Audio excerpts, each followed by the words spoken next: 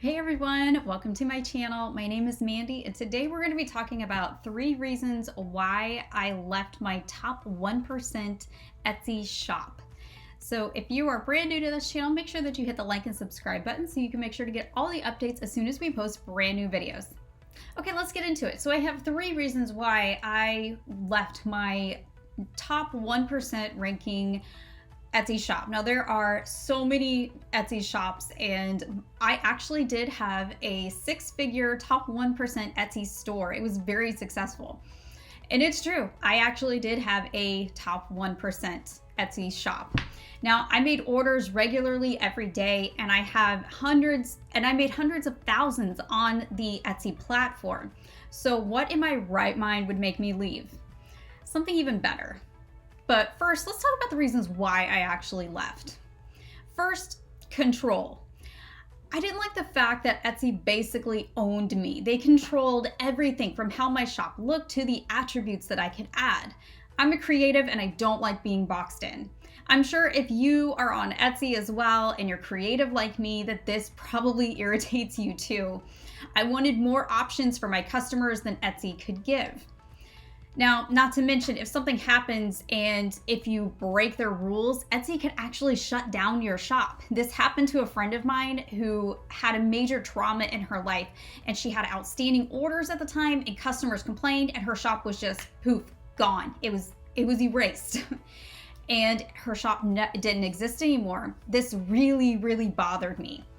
Number 2, let's talk about those fees, the Etsy fees. They seem to get higher and higher all the time. They never seem to decrease, and it seems like every year or so they actually tack on more fees. And I think now they have something with the ads and things like that. I think that they're charging for that depending on how much money you make or how many orders you have per year. So at the end of my career as Amanda of Amanda's Designer Decals, which was my shop, I was at a point where my profit was equal to that of my wholesale deal with Wayfair. I was a wholesale seller with Wayfair, and it was easy to compare numbers at that time. And when we really started looking at those numbers and broke them down, I wasn't making any more on Etsy than I was on Wayfair selling as a wholesaler.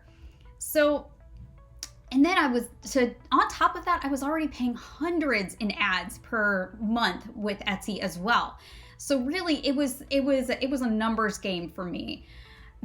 At that time, I had updated pricing, and the first time I did that, I didn't really have enough of a following where people would actually notice that price hike.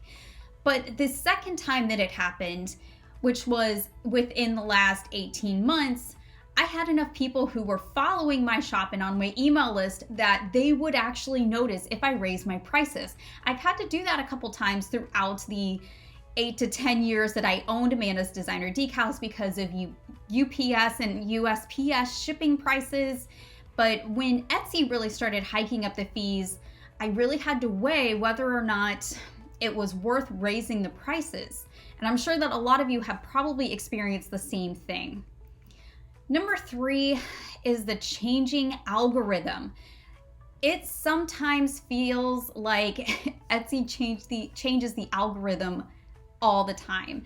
Now, they also do testing all of the time, and it's hard to differentiate when it's just a test versus when they're actually updating the algorithm. Now, SEO is my thing. I have my own SEO agency, which is called Nersy, obviously. But it felt like this game that I was constantly trying to keep up with.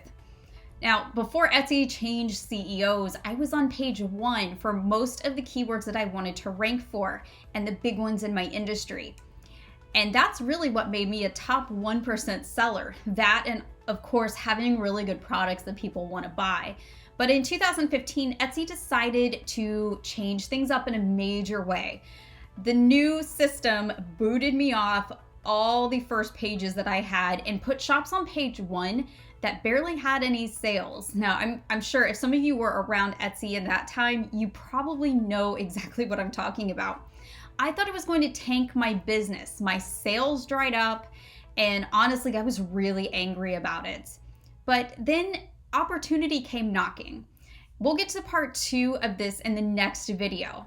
But first, if you would like to join my free Facebook group where we talk all about SEO and Google and sometimes even Etsy, then I'm going to leave the link down below, or you can search on Facebook for the group Nerzy, N-E-R-Z-Y. That's all I have for you guys today in this video. I hope that you enjoyed it. Happy SEO, and I will see you in the next one. Bye.